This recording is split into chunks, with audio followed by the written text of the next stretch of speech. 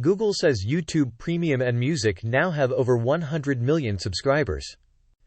Google said today that YouTube now has more than 100 million paid users across YouTube Music and YouTube Premium. This number is up from the 80 million paid users the company mentioned in November 2022.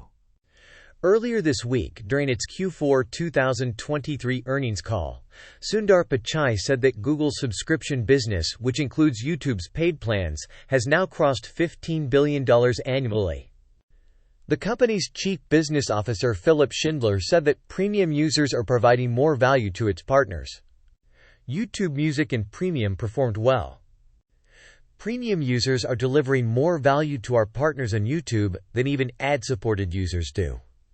On average, each additional premium sign-up boosts earnings for creators, music and media partners, and YouTube itself, he said. At the end of this video, I want to say that I appreciate your likes, comments, shares, and subscriptions. Please support us by subscribing to our channel so that we can make more informative videos for you. Share, like, and add comments on this video. Thanks a lot. Thanks for watching. For more informative videos, please subscribe our channel Web AI 360.